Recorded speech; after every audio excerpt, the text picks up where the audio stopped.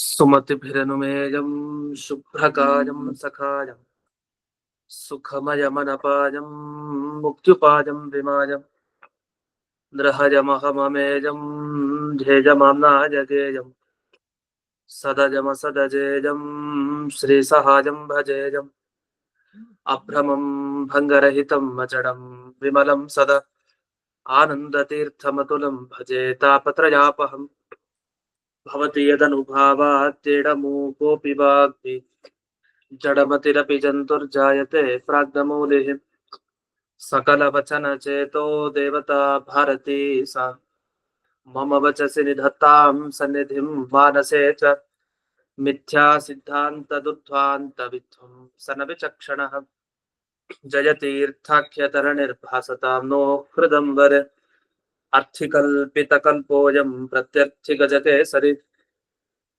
व्यासतीर्थगुरुर्भूयादस्मदिष्टार्थसिद्धये पूज्याय राघवेन्द्राय सत्यधर्मरताय च भजतां कल्पवृक्षाय नमतां कामधेनवे तपस्वाध्याय शुश्रूषा कृष्णपूजारतं मुनिं विश्वेशमिष्टदं वन्दे परिव्राट् चक्रवर्तिनं श्रीगुरुभ्यो नमः हरिः ओम्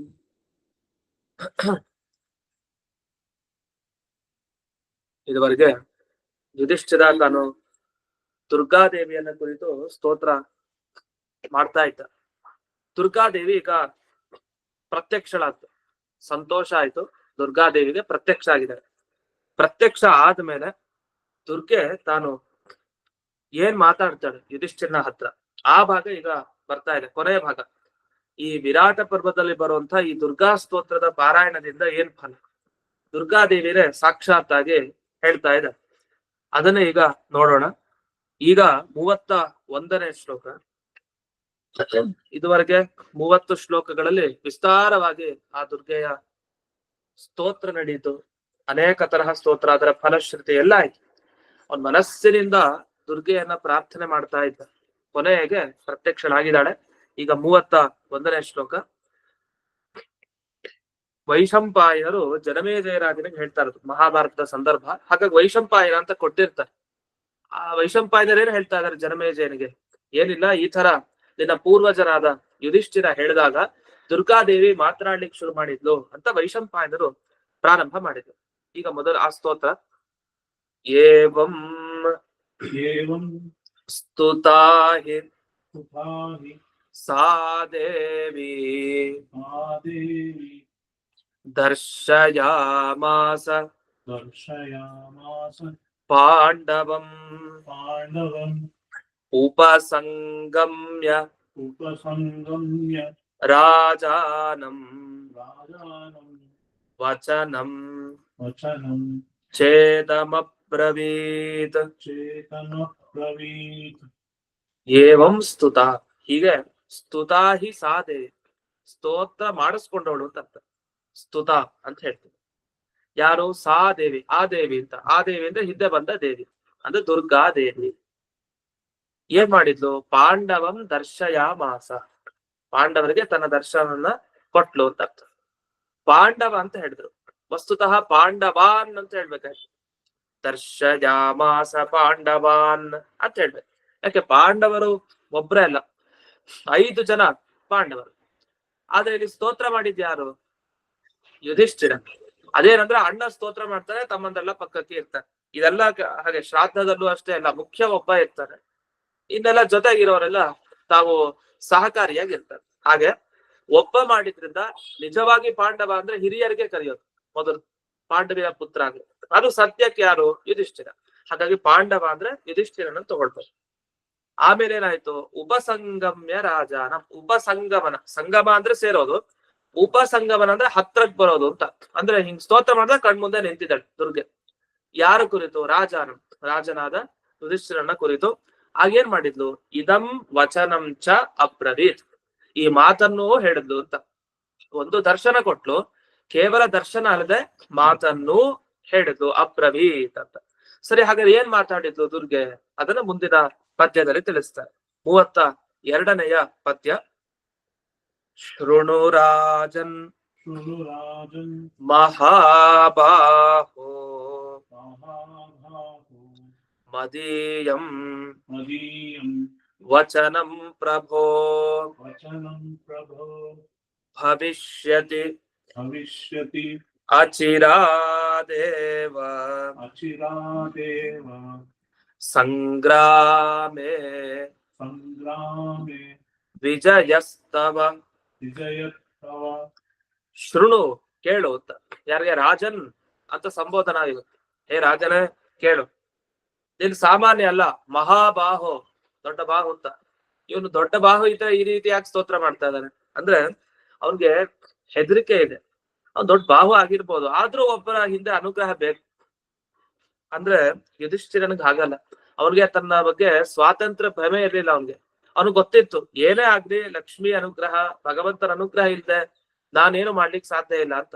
ಆದ್ರೂ ಹುರಿದುಂಬಿಸ್ಲಿಕ್ಕೆ ದುರ್ಗೆ ಹೇಳ್ತಾಳೆ, ಮಹಾಬಾಹುವಾದ ಯುಧಿಷ್ಠಿರ ಕೇಳು, ನೀನ್ ಯಾಕೆ ಹೆದರ್ಕೊಡ್ತಾ ಇದ್ದಿ? ಮದೀಯಂ ವಚನಂ ಶೃಣು, ನನ್ನ ಮಾತನ್ನ ಕೇಳು. ಯಾಕೆ? ನೀನು ಪ್ರಭೋ, ಪ್ರಭು ಅಂತಂದ್ರೆ ಯಾರು? ಸಮರ್ಥ. ಹೇ ಪ್ರಭೋ ಅಂತಂದ್ರೆ ಹೊಗಳ್ತಾ ಇರೋದಲ್ಲ ಯಾರನ್ನ, ಈ ದುರ್ಗಾದೇವಿ ಸ್ತೋತ್ರ ಮಾಡ್ತಾ ಇರೋದಲ್ಲ ಯುಧಿಷ್ಠಿರನ್ನ ಹೊರತು ನೀನ್ ಸಮರ್ಥ, ನೀನ್ ಮಹಾಬಾಹು, ನೀನ್ ರಾಜ, ಸ್ವಲ್ಪ ಎಚ್ಚೆತ್ಕೋ, ನಿನ್ನ ಸ್ವರೂಪ ಏನು ಅಂತ. ಏನು ಮುಂದೇನಾಗುತ್ತೆ? ಸಂಗ್ರಾಮೆ, ಒಂದು ದೊಡ್ಡ ಯುದ್ಧ ನಡೆಯುತ್ತೆ. ಸಂಗ್ರಾಮ ಅಂದ್ರೆ ಯುದ್ಧ. ಯಾವಾಗ ನಡೆಯುತ್ತೆ? ಅಚಿರಾದೇವ, ತುಂಬಾ ಟೈಮ್ ಏನಿಲ್ಲ, ಸದ್ಯದಲ್ಲೇ ಒಂದು ಯುದ್ಧ ನಡೆಯುತ್ತೆ. ಆ ಯುದ್ಧ ನಡೆದಾಗ ಜಯ ಯಾರ್ಗೆ, ಪರಾಜಯ ಯಾರ್ಗೆ ಅನ್ನುವ ವಿಚಾರ ಬೇಡ ನಿನಗೆ. ಯಾಕೆ? ತವ ವಿಜಯ ಭವಿಷ್ಯತಿ, ನಿನಗೆ ಜಯ ಆಗೋದು. ವಿಶೇಷವಾಗಿ ಯೋಚನೆ ಮಾಡ್ಬೇಡ, ನೀವೆಲ್ಲ ಉಳಿತೀರಿ. ಪಾಂಡವರು ಯಾರು ಏನು ನಿರ್ಯಾಣವನ್ನು ಹೊಂದೋದಿಲ್ಲ, ನೀವಂತೂ ಉಳಿತೀರಿ. ಸ್ತೋತ್ರ ಮಾಡಿದ್ ಪಾಂಡವರು, ಹಾಗಾಗಿ ಪಾಂಡವರು ಉಳ್ಕೊಳ್ತಾರೆ ಖಂಡಿತವಾಗಿ ಅಂತ. ವಿಜಯ ತವ ಸಂಗ್ರಾಮೇ ಭವಿಷ್ಯತಿ, ಯುದ್ಧಕ್ಕೆ ಹೋದಾಗ ನಿನಗೆ ಅವಶ್ಯವಾಗಿ ವಿಶೇಷವಾದ ಜಯ ಸಿಕ್ಕೇ ಸಿಗತ್ತೆ ಅಂತ ಇಷ್ಟ ಹೇಳಿದ್ರು. ಸರಿ, ಮುಂದಿರೋ ಸೈನಿಕರು ಹೇಗಿರ್ತಾರೆ ಹಾಗಾದ್ರೆ ಅಂದ್ರೆ ಕುರುವಾಹಿನಿ, ಕುರು ಸೈನ್ಯ ಹೇಗಿರುತ್ತೆ ಅಂದ್ರೆ ಅದನ್ನ ನಾನ್ ನೋಡ್ಕೊಡ್ತೀನಿ ಅಂತ ಮುಂದಿನ ಒಂದು ಸಾಲನ್ನ ಹೇಳ್ತಾರೆ. ಕ್ಷೋಭಯಿಷ್ಯಾಮಿ ಸಂಪ್ರಾಪ್ತಾಂ ಸಮಸ್ತಾಂ ಕುರುವಾಹಿನಿ ಮಮ ಪ್ರಸಾದಾತ್ ನಿರ್ಜಿತ್ಯ ಹತ್ವಾ ಕೌರವವಾಹಿನಿ ರಾಜ್ಯಂ ನಿಷ್ಕಂಟಕಂ ಕೃತ್ವಾ ಭೋಕ್ಷ್ಯಸೆ ಪೃಥಿವೀಂ ಪುನಃ ಕ್ಷೋಭಯಿಷ್ಯಾಮಿ. ಕ್ಷೋಭ ಮಾಡೋದು ಅಂದ್ರೆ ಮುಖ ಕ್ಷೋಭೆಗೊಳ್ಳೋದು ಅಂತ. ಯಾರು ಹೊಗಳ್ತಾ ಇದ್ರೆ ಮುಖ ಎಲ್ಲ ಏನಾಗಿರುತ್ತೆ? ಅರಳುತ್ತಾ ಇರುತ್ತೆ. ಆದ್ರೆ ಬೈಲಿಕ್ ಶುರು ಮಾಡಿದ್ರೆ ಮುಖ ಎಲ್ಲ ಕ್ಷುಬ್ಧತನ, ಕ್ಷೋಭೆಗೊಳ್ಳುತ್ತೆ. ಹಾಗೆ ಕೌರವ ವಾಹಿನಿ, ಕೌರವ ವಾಹಿನಿ ಅಂದ್ರೆ ಸೇನೆ ಅಂತ ಅರ್ಥ, ದೊಡ್ಡ ಸಮುದಾಯ ಗುಂಪು. ಆ ಕೌರವರ ಗುಂಪೇನಿದೆ ಅದಕ್ಕೆ ಕ್ಷೋಭೆ ಆಗತ್ತೆ. ಯಾಕೆ? ನಾನ್ ಬರ್ತೀನಲ್ಲ. ಹಾಗಾದ್ರೆ ಯುದ್ಧದಲ್ಲಿ ಎಲ್ಲ ಕೌರವ ಸೇನೆಯು ಕೂಡ ಕ್ಷೋಭೆಗೊಳ್ಳುತ್ತೆ. ಅದನ್ನ ಯೋಚಿಸ್ಬೇಡ. ಅದನ್ನ ಸಮಸ್ತಾನ್ ಸಂಪ್ರಾಪ್ತ, ಸಮಸ್ತ ಬಂದಂತಹ ಯಾವ ಕುರುವಾಹಿನಿ ಇದೆ, ಕುರುಸೇನೆ, ಅದನ್ನ ಕ್ಷೋಭಯಿಷ್ಯಾಮಿ. ಕ್ಷೋಭಯಿಷ್ಯಾಮಿ ಅಂತ ಭವಿಷ್ಯತ್ ಲಟ್ಲಗಾರ, ಮುಂದೆ ಕ್ಷೋಭೆಗೊಳಿಸ್ತೇನೆ ಅಂತ. ಅದರಿಂದ ಈಗಲ್ಲ, ಮುಂದಕ್ಕೆ ಅನ್ನೋ ಅರ್ಥವನ್ನು ಸೂಚನೆ ಮಾಡ್ತಾ ಇದೆ. ಇನ್ನು ಅದಾದ್ಮೇಲೆ ಮಮ ಪ್ರಸಾದ ನಿರ್ಜಿತ್ಯ, ಅಷ್ಟೇ ಅಲ್ಲ, ನನ್ನ ಅನುಗ್ರಹನೂ ಪ್ರಸಾದನೂ ನಿನ್ನ ಮೇಲಿದೆ. ಹಾಗಾಗಿ ನೀನು ಆ ಕೌರವ ವಾಹಿನಿಯನ್ನ, ಸೇನೆಯನ್ನ ಎಲ್ಲರನ್ನು ನಿರ್ಜಿತ್ಯ, ಗೆಲ್ತ್ಯ. ಹಾಗೆ ಹತ್ವ ಅಂದ್ರೆ ಕೊಂದು ಗೆಲ್ಲೋದು, ಗೆದ್ದು ಕೊಲ್ಲೋದು ಅಂತ ಒಂದು ಪ್ರಶ್ನೆ. ಅದಕ್ಕೆ ವ್ಯಾಕರಣ ಶಾಸ್ತ್ರದಲ್ಲಿ ಹೇಗೆ ಅಂದ್ರೆ ಭುಕ್ತ್ವಾ ವ್ರಜತಿ, ಭುಕ್ತ್ವಾ ಹತ್ವಾ ವ್ರಜತಿ, ತಿಂತಾನೆ, ಕೊಲ್ತಾನೆ, ಹೋಗ್ತಾನೆ. ಅಂದ್ರೆ ಈ ನಿರ್ಜಿತ್ಯ ಮತ್ತೆ ಈ ಹತ್ವ ಅಂತಿದೆಯಲ್ಲ, ಒಂದ್ ಕಡೆ ನಿರ್ಜಿತ್ಯ ಲೆಪ್ರತ್ಯ, ಹತ್ವ ತ್ವಾ ಪ್ರತ್ಯಯ ಇದೆ. ಇದೇನಾಗತ್ತೆ ಅಂದ್ರೆ ಅನಂತರ ಕಾಲಿಕ, ಅಂದ್ರೆ ಮೊದಲು ಇದು ಮಾಡ್ತಾನೆ ಆಮೇಲೆ ಅದನ್ನ ಮಾಡ್ತಾನೆ ಅಂತ. ಅದೇ ಎರಡೂ ಹಾಗೆ ಬಳಸ್ಬಿಟ್ಟಿದ್ದಾರೆ ಇಲ್ಲಿ. ಎರಡೂ ಮೊದಲು ಮಾಡೋದು ಆಮೇಲೆ ಮಾಡೋದು ಅಂತ ಎರಡೂ ತರ ಅನ್ವಯಿಸ್ಕೊಳ್ಬಹುದು. ಮೊದಲು ಬಂದಿರೋನ್ ಗೆಲ್ತಾರೆ, ಗೆಲ್ಲೋದಂದ್ರೆ ಏನರ್ಥ? ಅವನ ಕೈಯಲ್ಲಿ ಅಸ್ತ್ರ ಶಸ್ತ್ರಗಳನ್ನೆಲ್ಲ ಬೆಳೆಸ್ತಾರೆ, ಗೆದ್ರು ಅಂತ ಅರ್ಥ. ಆಮೇಲೆ ಅವ್ನ್ ಕೊಲ್ತಾರೆ. ಹೀಗೆ ಅರ್ಥ ಮಾಡ್ಬೋದು. ಅಥವಾ ಅವನ್ ಕೊಲ್ತಾನೆ, ಕೊಂದು ಗೆಲ್ತಾನೆ ಅಂತಾನು ಅರ್ಥ ಮಾಡ್ಬೋದು. ಸಾಮಾನ್ಯವಾಗಿ ಅಸ್ತ್ರಶಸ್ತ್ರಾಸ್ತ್ರಗಳನ್ನ ಬೀಳಿಸಿದ ಮೇಲೆ ಕೊಲ್ಲೋದು ಅಂತಿಲ್ಲ. ಅಸ್ತ್ರಶಸ್ತ್ರ ಹಿಡಿದಾಗ್ಲೇ ಅವನನ್ನ ಸಂಹಾರ ಮಾಡೋದೇ ನಿಜವಾಗಿ ಒಬ್ಬ ವೀರ ಯೋಧನ ಲಕ್ಷಣ. ಹಾಗಾಗಿ ಹತ್ವಾ ನಿರ್ಜಿತ್ಯ ಅನ್ನೋದು ಸರಿ ಅನ್ಸುತ್ತೆ ಅರ್ಥ ಪಾಠ. ಹಾಗಾಗಿ ಮೊದಲು ಕೊಂದ, ಆಮೇಲೆ ಗೆದ್ದ. ಈ ತರ ನೀವೆಲ್ರೂ ಆ ಕೌರವ ಸೇನೆಯನ್ನ ಕೊಂದು ಗೆಲ್ತೀರಿ, ಯೋಚನೆ ಮಾಡ್ಬೇಡಿ. ಇಲ್ಲೆಲ್ಲ ನಾವೇನ್ ಗಮನಿಸ್ಬೇಕಂದ್ರೆ, ಸ್ವಲ್ಪ ಸಂಸ್ಕೃತ ಚೆನ್ನಾಗಿ ಬರೋರು ಪ್ರತಿ ಶ್ಲೋಕದಲ್ಲಿ ಯಾವ್ದು ಕ್ರಿಯಾಪದ, ಯಾವ್ದು ಕೃದಂತ ಪದ, ಈ ಎರಡನ್ನ ಗಮನಿಸ್ತಾ ಹೋಗ್ಬೇಕು. ಪ್ರತಿ ಎಲ್ಲಾ ಕಡೆನು ಯಾವುದೇ ಪಾಠ ಆದ್ರೂ ಕೂಡ, ಅದು ಭಾಗವತ, ಸುಧಾ ಯಾವ್ದೇ ಆಗ್ಬೋದು, ಅಲ್ಲಿ ಬರೋ ಕ್ರಿಯಾಪದವನ್ನ ಗಮನಿಸ್ತಾ ಹೋಗ್ಬೇಕು. ಯಾಕೆ ಆ ಕ್ರಿಯಾಪದದಿಂದಲೇ ಶಾಸ್ತ್ರ ನಿಂತಿರೋದು. ಚೆನ್ನಾಗಿ ಗಮನಿಸ್ಬೇಕು ಹೆಂಗ್ ಬಳಸ್ತಾರೆ ಅಂತ. ಯಾಕಂದ್ರೆ ನಮ್ಗೆ ಮುಂದೆ ಬಳಸ್ಲಿಕ್ಕೆ ಅನುಕೂಲ ಆಗುತ್ತೆ ಆ ಪದಗಳನ್ನ. ಸರಿ, ಮುಂದಕ್ಕೊಂದ್ ಮಾತು ಹೇಳ್ತಾರೆ. ಸರಿ, ಗೆದ್ದಾಯ್ತು ನೀನು, ಎಲ್ಲರನ್ನು ಗೆಲ್ತ್ಯ, ಆಮೇಲೆ ಏನ್ ಮುಂದಕ್ಕೆ ಏನು ಅಂದ್ರೆ, ರಾಜ್ಯಂ ನಿಷ್ಕಂಟಕಂ ಕೃತ್ವ. ರಾಜ್ಯಕ್ಕೆ ಇದುವರೆಗೆ ಕಂಟಕ ಇತ್ತು, ಅದ್ರ ಮುಳ್ಳಿನ ತರ ಇವರೆಲ್ಲ ಇದ್ರು. ಯಾರು? ದುರ್ಯೋಧನಾದಿಗಳು. ಎಲ್ರಿಗೂ ಮುಳ್ಳೆ, ಅವರು ಯಾವಾಗಲೂ ಕಷ್ಟ ಕೊಡ್ತಾ ಇದ್ರು.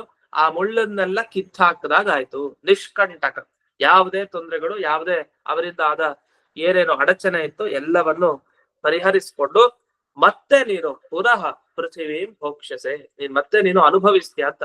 ವಸ್ತುತಃ ಭೋಕ್ಷಸೆ ಅನ್ನೋ ಪದಗಳೆಲ್ಲ ಯಾವ್ದಕ್ ಬಳಸ್ತೀವಿ?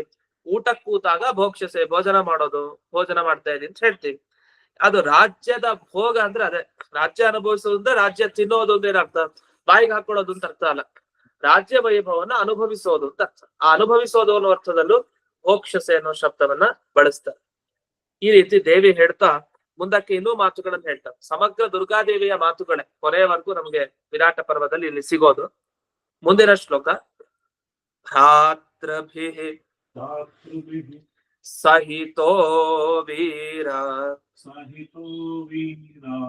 ವೃದ್ಧಿಂ ಪ್ರಾಪ್ಸ್ಯಸಿ ಪುಷ್ಕಲಾಂ ಮತ್ಪ್ರಸಾದಾಚ್ಚ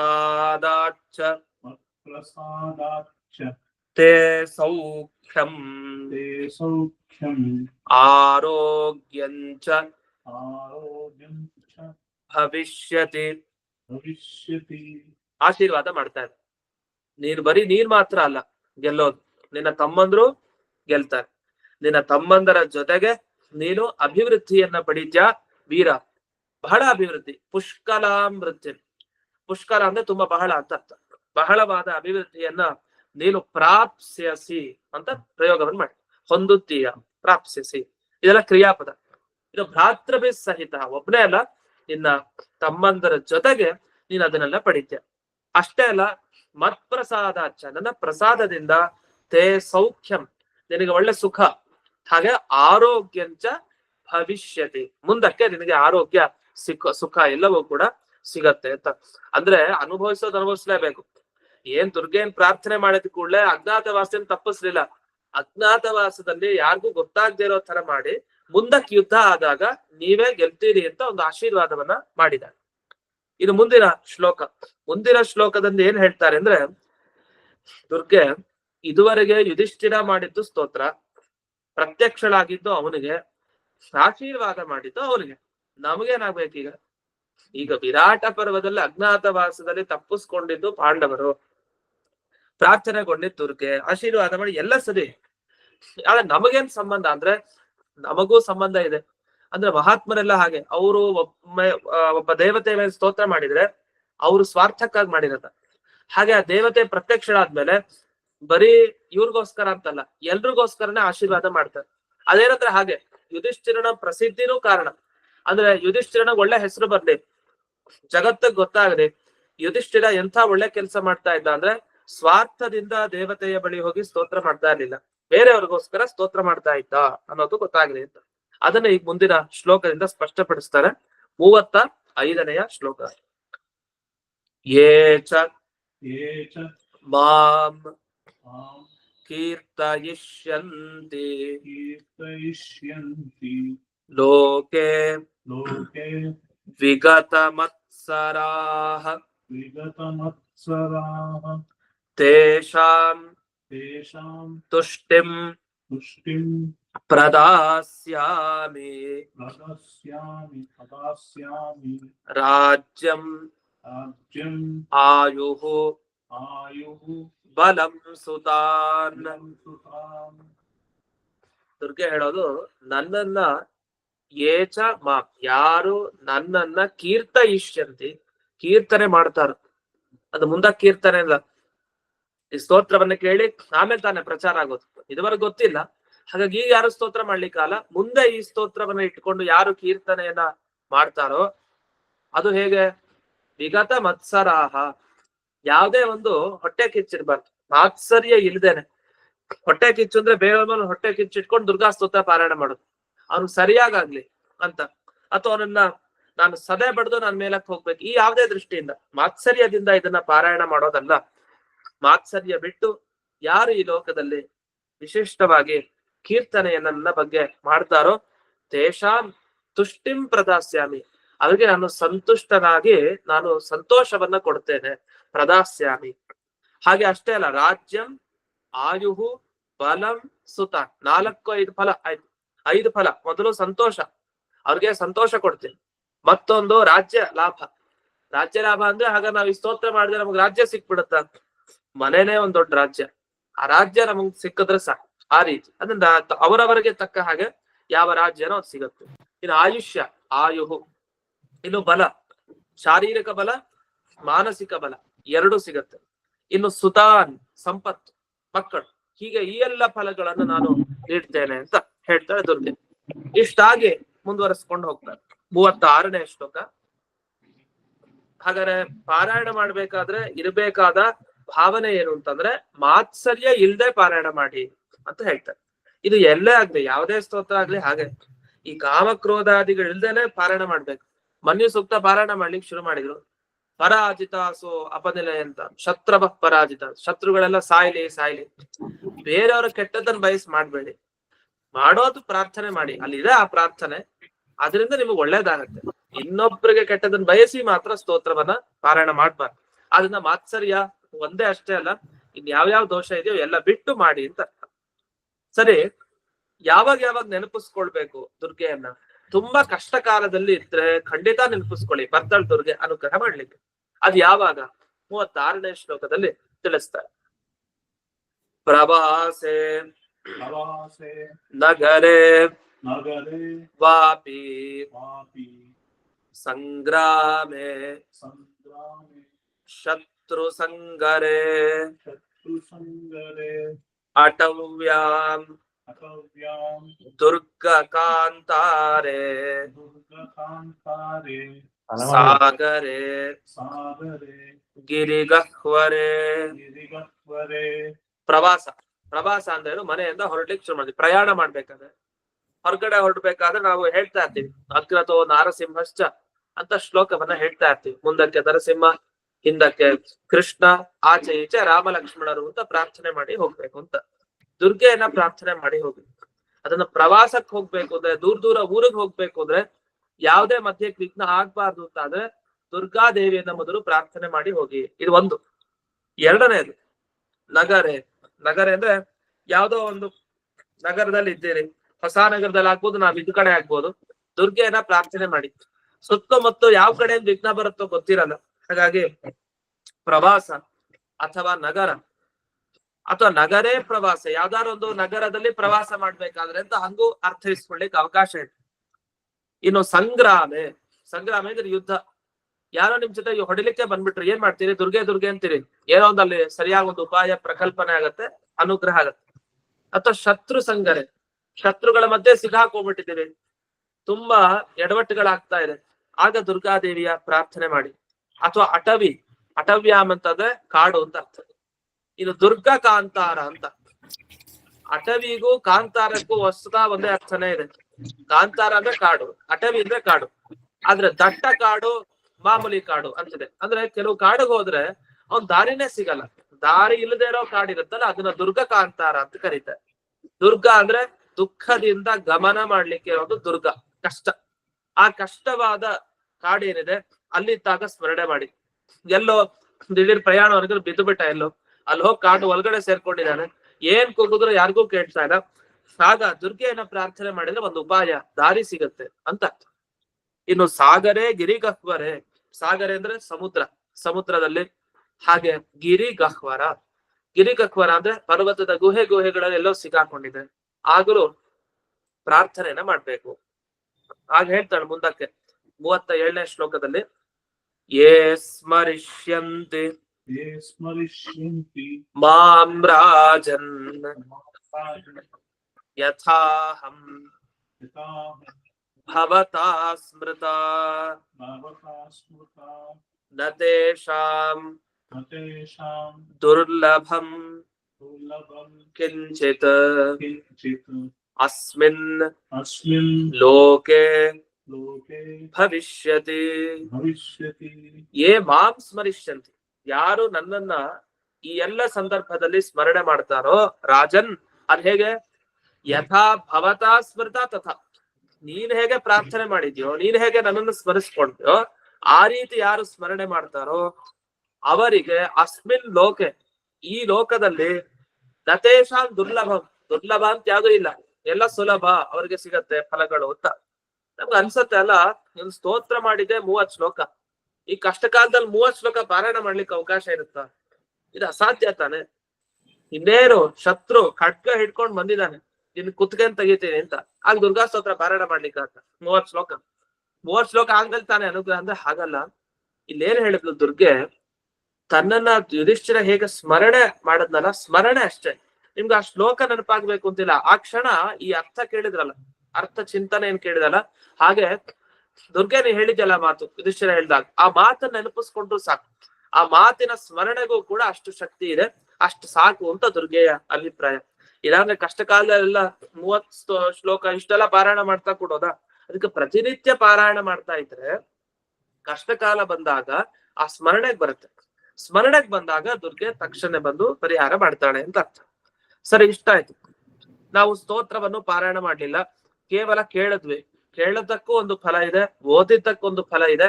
ಅದೇನೇನು ಅನ್ನೋದನ್ನ ದುರ್ಗೆನೆ ತಾನೇ ಸಾಕ್ಷಿ ಇದಕ್ಕೆ ಅಂತ ಮುಂದಕ್ಕೆ ಹೇಳ್ತಾ ಇದ್ದಾಳೆ 38ನೇ ಶ್ಲೋಕ. ಇದಂ ಸ್ತೋತ್ರವರಂ ಭಕ್ತ್ಯಾ ಶೃಣುಯಾತ್ ವಾ ಪಠೇತ ವಾ ತಸ್ಯ ಸರ್ವಾಣಿ ಕಾರ್ಯಾಣಿ ಸಿದ್ಧಿಂ ಯಾಸ್ಯಂತಿ ಪಾಂಡವ. ಇಲ್ಲೂ ಪಾಂಡವ ಅಂತ ಸಂಬೋಧನೆ ಮಾಡಿ ಯುಧಿಷ್ಠಿರನಿಗೆ ಇದಂ ಸ್ತೋತ್ರವರಂ, ಇದು ನೀನ್ ಮಾಡಿ ಸ್ತೋತ್ರ ಸಾಮಾನ್ಯ ಅಲ್ಲ, ಸ್ತೋತ್ರ ವರ, ಶ್ರೇಷ್ಠವಾದ ಸ್ತೋತ್ರ. ಇದನ್ನ ಭಕ್ತಿಯಿಂದ ಶೃಣುಯಾತ್ ವಾ ಪಠೇತ, ಒಂದ ಶ್ರವಣ ಮಾಡ್ಬೇಕು, ಒಂದ ಪಠೇತ ಪಠನ ಮಾಡ್ಬೇಕು. ಯಾರು ಮಾಡ್ತಾರೋ ಅಂತಹವರಿಗೆ ಸರ್ವಾಣಿ ಕಾರ್ಯಾಣಿ ಸಿದ್ಧಂತೆ, ಎಲ್ಲಾ ಕಾರ್ಯಗಳು ಸಿದ್ಧಿ ಆಗತ್ತೆ. ನಾವೇನೋ ಮನಸ್ಸಲ್ಲಿ ಅನ್ಕೊಳ್ತೀವಿ, ಹೀಗಾಗಿದ್ರೆ ಚೆನ್ನಾಗಿರ್ತಾ ಇತ್ತು ದೇವರೇ ಅಂತ ಅನ್ಕೊಳ್ತಾ ಇರ್ತೀವಿ. ದುರ್ಗೆಯ ಸ್ತೋತ್ರ ಹೇಳಿ ಅನ್ಕೊಂಡ್ರೆ ಸಿದ್ಧಿ ಆಗತ್ತೆ, ನಮ್ಗೆ ಒಲಿತಾಳೆ ದುರ್ಗೆ. ಅದು ಅಂತಹವರಿಗೆ ಎಲ್ಲ ಕಾರ್ಯಗಳ ಸಿದ್ಧಿ ಆಗತ್ತೆ. ಆ ಸಿದ್ಧಿಯನ್ನ ಅವರು ಪಡೀತಾರೆ. ಯಾಸ್ಯಂತಿ, ನೋಡಿ ಎಷ್ಟು ಕ್ರಿಯಾಪದಗಳು ಈ ಸ್ತೋತ್ರದಲ್ಲಿ ಬರುತ್ತೆ. ಒಂದ್ ಶ್ಲೋಕ ನೋಡಿದಾಗ ಕೆಲವು ಸರಿ ಕ್ರಿಯಾಪದ ಕಾಣಿಸ್ದೇ ಇರ್ಬೋದು, ಆದ್ರೆ ಮುಂದಿನ ಶ್ಲೋಕದಲ್ಲಿ ಆ ಕ್ರಿಯಾಪದ ಹಾಕಿರ್ತಾರೆ. ಸುಮಾರು ಕ್ರಿಯಾಪದಗಳ ಪರಿಚಯ ಆಗುತ್ತೆ ಈ ಸ್ತೋತ್ರದಿಂದ. ಸಂಸ್ಕೃತಕ್ಕೇನು ಅನುಕೂಲ ಜಾಸ್ತಿ. ಏನಂದ್ರೆ ಮಹಾಭಾರತ ವೇದವ್ಯಾಸರು ರಚನೆ ಮಾಡಿದ್ದು, ಎಂತೆಂತ ಅಪೂರ್ವವಾದ ಶಬ್ದಗಳನ್ನ ಅವ್ರು ಬಳಸಿರ್ತಾರೆ. ನಾವೆಲ್ಲ ಬೇರೆ ಬೇರೆ ಕಡೆ ಈ ಸಂಸ್ಕೃತ ವ್ಯಾಕರಣ ಅದು ಇದ್ರಲ್ಲೆಲ್ಲ ನೋಡ್ತೀವಿ, ಆದ್ರೆ ಅದಕ್ಕೊಂದು ಉದಾಹರಣೆ ಕೊಡಿ, ಪ್ರಯೋಗ ಎಲ್ಲಿದೆ, ಈ ತರ ಎಲ್ಲಿ ಬಳಸಿದ್ದಾರೆ ಅಂದ್ರೆ, ಒಂದು ಸಲಿ ಸಮಗ್ರ ಮಹಾಭಾರತ ಓದ್ಬಿಟ್ರೆ ಎಂತೆಂಥ ಪ್ರಯೋಗಗಳು ಸಿಗತ್ತೆ, ತುಂಬಾ ಚೆನ್ನಾಗಿರುವಂತ ಅಂಶಗಳಿದೆ.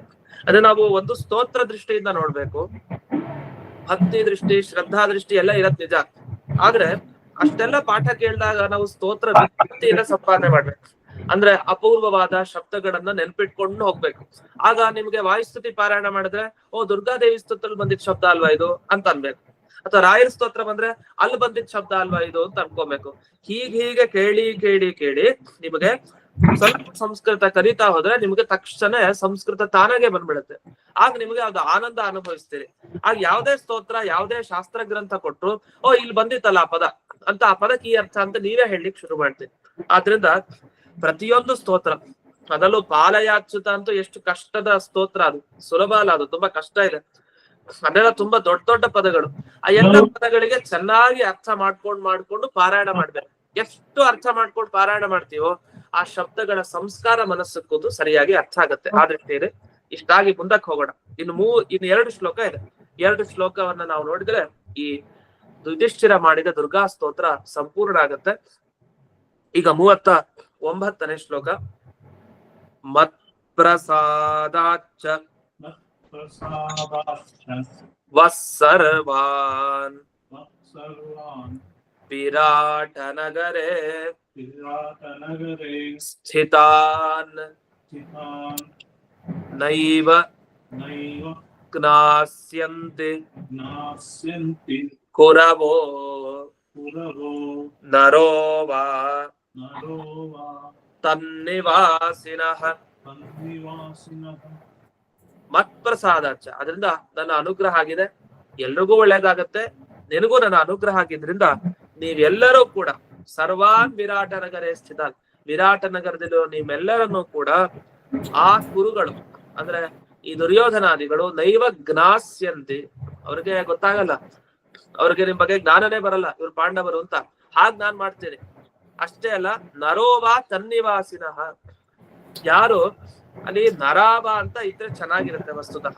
ಯಾಕಂದ್ರೆ ನರೋಬ ಅಂತಂದ್ರೆ ಈ ಯಾರೋ ಒಬ್ಬ ಮನುಷ್ಯ ಅವನು ಎಲ್ಲಿಂದ ಬರ್ಲಿ ಅವನಿಗೂ ಗೊತ್ತಾಗಲ್ಲ ಅಂತ ಅರ್ಥ ಮಾಡ್ಬೋದು. ಆದ್ರೆ ತನ್ನಿವಾಸಿನಃ ನರಹವ ಅಂದ್ರೆ ಚೆನ್ನಾಗಿರುತ್ತೆ. ನರಹ ಅಂದ್ರೆ ಬಹುವಚನ. ಯಾರು ವಿರಾಟ ನಗರದಲ್ಲಿ ವಾಸ ಮಾಡ್ಕೊಂಡಿರ್ತಾರೆ ಅಂತ ಮನುಷ್ಯರಿಗೂ ಗೊತ್ತಾಗಲ್ಲ, ಕುರುಗಳಿಗೂ ಗೊತ್ತಾಗಲ್ಲ, ಯಾರಿಗೆ ದುರ್ಯೋಧನಾದಿಗಳಿಗೆ ಅಂತ. ಇಷ್ಟ ಹೇಳಿ ಆಮೇಲೆ ಏನಾಯ್ತು ಅಂತ ಮುಂದಕ್ಕೆ ಕೊನೆಗೆ ಹೇಳ್ತಾರೆ 40ನೇ ಶ್ಲೋಕ. ಇತ್ಯುಕ್ತ್ವಾ ಸಾ ತದಾ ದೇವಿ ಯುಧಿಷ್ಠಿರಂ ಅರಿಂದಮಂ ರಕ್ಷಾಂ ಕೃತ್ವಾ ಚ ಪಾಂಡೂನಾಂ ತತ್ರೈವ ಅಂತರಧೀಯತ. ಇತ್ಯುಕ್ತ್ವಾ, ಇದುವರೆಗೆ ದುರ್ಗಾದೇವಿ ಹೇಳಿ, ಯಾರಿಗೆ ಹೇಳಿದ್ದು? ಅರಿಂದಮಂ ಯುಧಿಷ್ಠಿರಂ ಉಕ್ತ್ವ. ಅರಿಂದಮ ಅಂತ ಶತ್ರುಂದಮ, ಅರಿಂದಮ ಅಂತೆಲ್ಲ ವೀರರಿಗೆ ಹೆಸರು. ಇದು ಅಪೂರ್ವವಾದ ಶಬ್ದ, ವ್ಯಾಕರಣ ಶಾಸ್ತ್ರ ಓದ್ದಾಗ ಗೊತ್ತಾಗತ್ತೆ. ಅರಿಂದಮ ಅಂತ, ಅರಿ ಅಂದ್ರೆ ಶತ್ರು, ಶತ್ರುಗಳನ್ನ ದಮನ ಮಾಡೋನ್ಗೆ ಅರಿಂದಮ. ಅರಿಂದಮನಾದ ಯುಧಿಷ್ಠಿರನಿಗೆ ದೇವಿ ಹೀಗೆಲ್ಲ ಹೇಳಿ, ಅದು ದೇವಿ ಅಂತ ಸಂಬೋಧನೆ ಇದೆ, ಅದು ದೇವಿ ಅಂತ ದೀರ್ಘ ಮಾಡ್ಕೊಳ್ಬೇಕು. ಅಲ್ಲಿ ದೇವಿ ಅಂತ ಹ್ರಸ್ವ ಇದೆ, ದೇವಿ ಅಂತ ದೀರ್ಘ ಮಾಡ್ಕೊಡಿ. ಇತ್ಯುಕ್ತ್ವಾ ಸಾ ತದಾ ದೇವಿ ಅಂತ ದೀರ್ಘ ಆಗ್ಬೇಕು. ರಕ್ಷಾಂಕೃತ್ವಾಚ ಪಾಂಡೂನ, ಇಷ್ಟೆಲ್ಲ ಹೇಳಿ ಪಾಂಡವರಿಗೆ ರಕ್ಷಣೆ ಕೊಟ್ಲು. ಆಮೇಲೆ ತತ್ರೈವ, ಎಲ್ಲಿ ಕಣ್ಲೋ ಅಲ್ಲೇ ಕಾಣ್ಲಿಲ್ಲ ಅವಳು. ತತ್ರೈವ ಅಂತರಧೀಯತ, ಅಂತರ್ಧಾನವನ್ನು ಹೊಂದಿತ್ತು.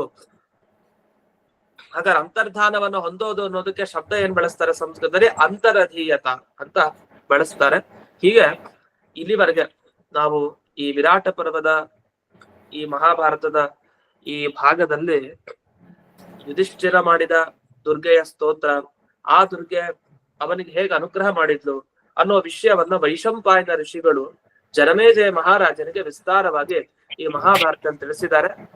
ಅದು ಎಷ್ಟನೇ ಅಧ್ಯಾಯ ಇದು? ವಿರಾಟ ಪರ್ವದಲ್ಲಿ 8ನೇ ಅಧ್ಯಾಯ ಇದು ವಿರಾಟ ಪರ್ವದಲ್ಲಿ. ಅಲ್ಲಿ ನೀವು ಆಮೇಲೆ ನೋಡ್ಬೋದು, ಆ ಸಾಲುಗಳು ಕೊಟ್ಟಿರ್ತಾರಲ್ಲಿ.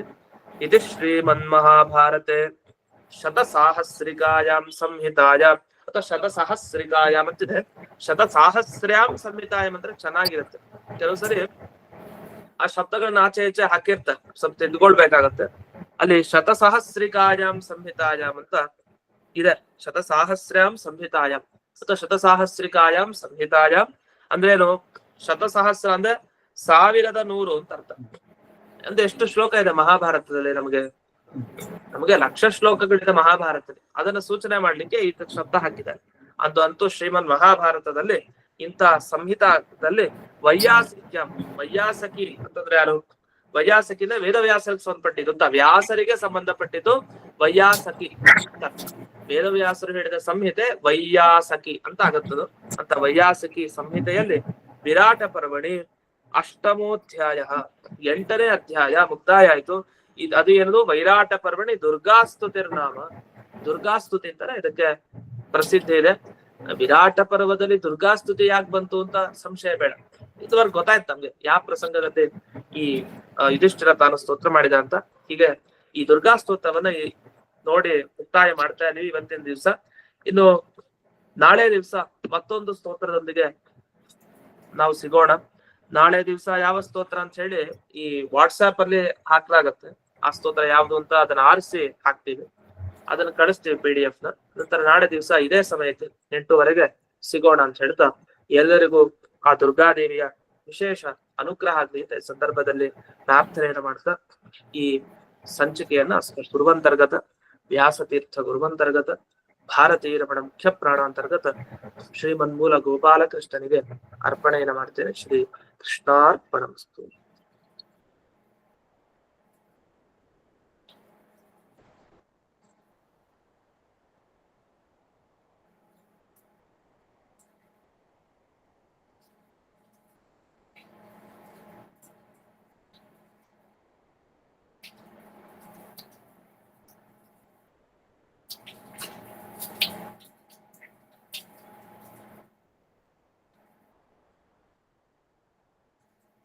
ನಮಸ್ಕಾರ ಗುರು.